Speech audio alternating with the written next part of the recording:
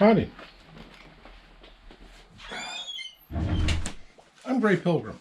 Oh, first of all, a mini rant. Ever seen one of these? It's called a T-lamp. And I have a chandelier in here in my gun room and another one in my great room with, it has 6 and that one has 4 of these in it. Well, the problem is you can put LEDs in these. They do make LEDs this size, but you've got to replace every one of them, because if you put one LED and a bunch of incandescents, it'll blow the incandescents. The LEDs will last 6 to 8 months. These last an average of 3 years. I've checked. I bought out a horde of them from the hardware store just before our fearless leader decided to ban the use of incandescent bulbs completely.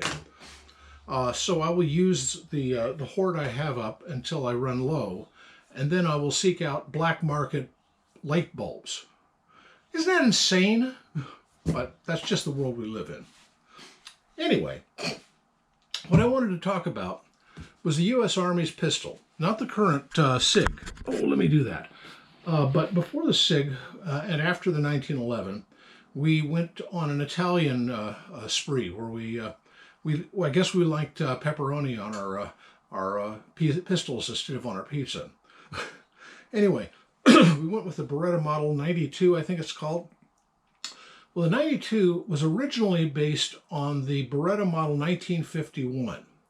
Well, I don't have a 1951, but I do have this, an Egyptian Helwan, which is basically a Beretta model 1951 built in Cairo on contract. The only difference is this is the magazine release instead of the usual one mounted here where the lanyard loop is now. And I think that's basically the only difference between the two.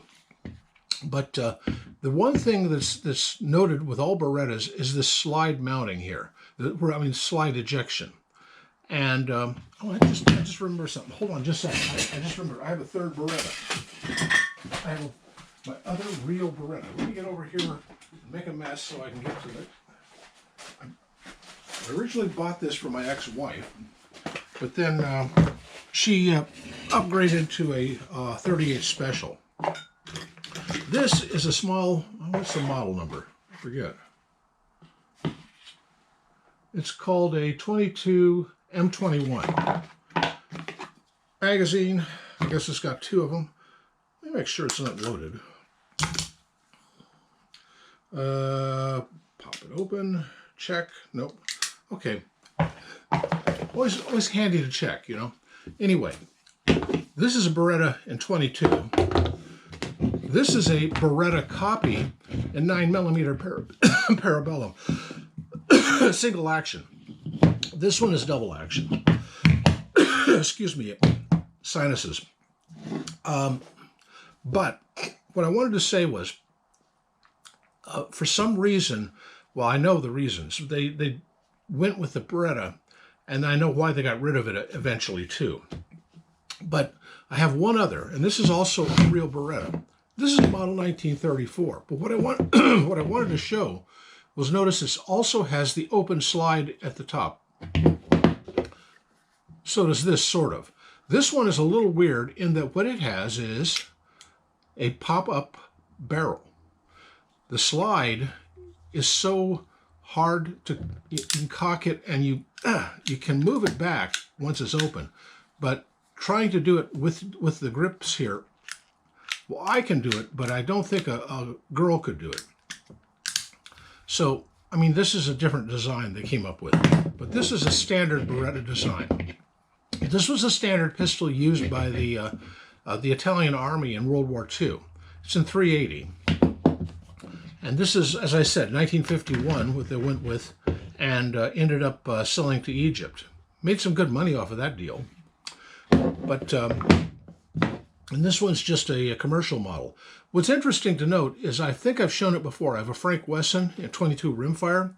Also does a pop-open barrel like this. The other gun I know of that does this is called the Manufrance, which was one that the French developed.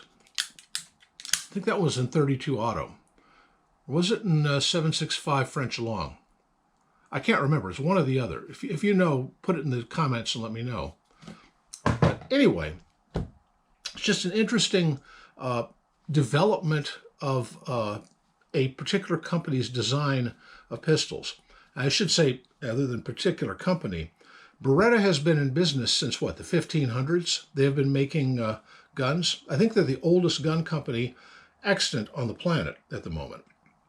And it shows in their quality. They do make a good product, but I personally prefer American-made. Though if I'll take that back. I do like German-made, Portuguese, French, Hungarian. It doesn't matter to me if it's an interesting gadget. I like the gadget factor, the way things work. Like this one's just basically a blowback. This one's locked breech, and this one's blowback. But you know, they're elegant lines, well proportioned, well built, and I just think it's a pretty example of manufacturing. Some people get off on painting, some people get off on architecture. I get off on guns, and I think they're cool. Happy trails.